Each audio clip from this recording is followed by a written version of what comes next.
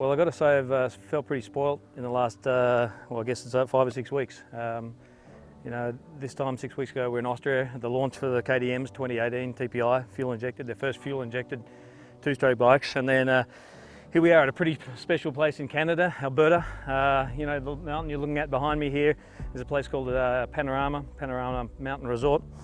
We're at about 1,300 metres. Top of the mountain's about 2,600 metres, well, to the tree line anyway, and then it goes to, I think, about 3,600 metres. So here for the launch of Husqvarna's new 2018 model fuel injected two-strokes, the 250 and the 300i, the transfer porting technology two-stroke that we saw just six weeks ago when KTM launched their bikes. And I think KTM and Husqvarna both made a real point of bringing these bikes to altitude, giving everybody the opportunity to test them at altitude, to really highlight their key attributes, which is the fact that aside from not having to premix the bike, you know, the things automatically adjust for altitude. So obviously that new fuel injection is central, the absolute key aspect, and really sort of headlines the updates, you know, to these 2018 bikes. But let's just look quickly, because there have been a couple of other little updates in the bikes as well. A la the KTM, they've actually got some new fork stanchions, which bend in a more uniform way. I think they've come off the motocross models.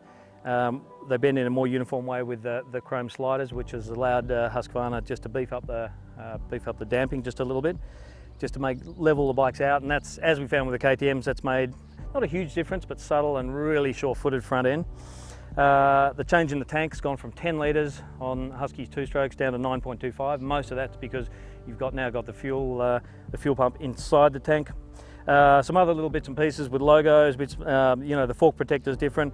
And I guess a big change, not huge, but Maguro Brakes. Maguro Brakes both front and rear. Husky went to the Maguro brake on both the motocross and enduro bikes a couple of years ago now, so now you've got Maguro on both sides, and it's kind of handy because basically you've got exactly the same lever you can use for clutch or brake. But as I said, the fundamental and the real landmark change to these bikes is the fuel injection. And it was really interesting because after the KTM launch, it gave us a real first sample of those bikes, and I guess, you know, very much a kind of cursory feel for what the things are about. And they were very impressive. Again, the caveat is that we're testing things at altitude, so it's very difficult to sort of make a direct comparison with the carb bikes. So, you know, while Austria gave us that first feel for the bikes, here again at altitude in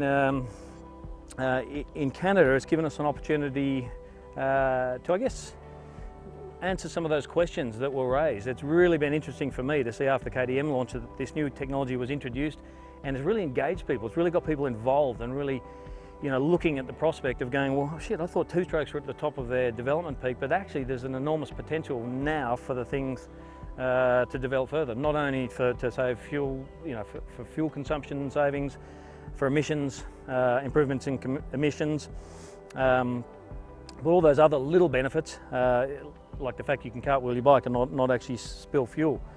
But I think what we addressed here today, and it's really good, we had the opportunity to go through with all the design team to sort of take us through little things like what happens if the battery's low and can or cannot start? What happens if there's a failure with the oil supply system? Does the engine go bang, or is there sensors in place to do that? So instead of going through all that now, have a look on the website. We'll have a bunch of stories that takes you through talking to those designers and answering some of those frequently asked questions. I guess let's say, what can we say? As I said, caveat, because we haven't tested these things at sea level. We're at 1,300 metres.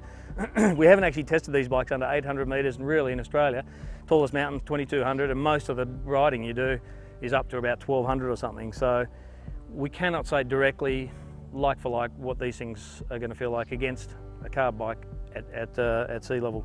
What we can say though, fuel economy saving, or the fuel economy 40% better.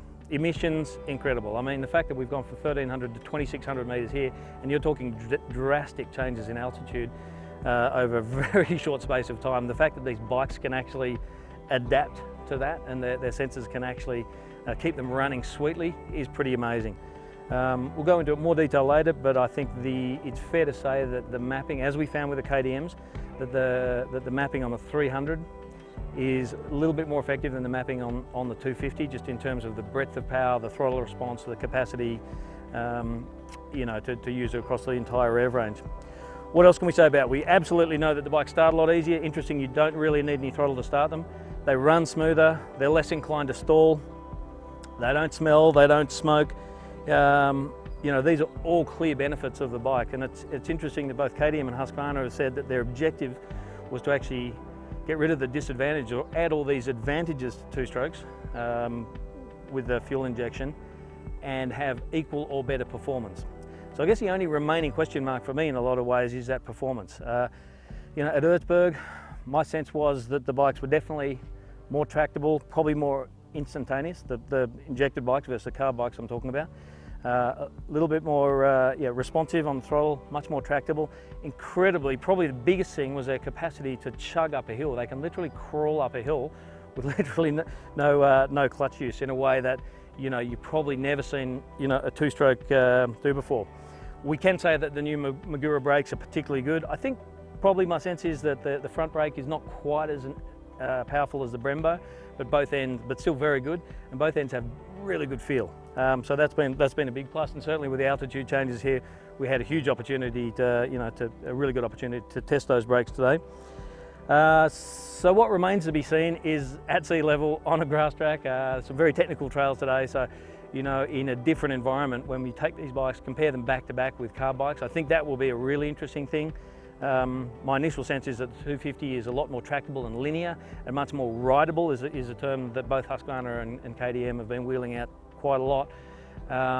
Is that a euphemism to say that the bikes are less lively, less exciting? It could be.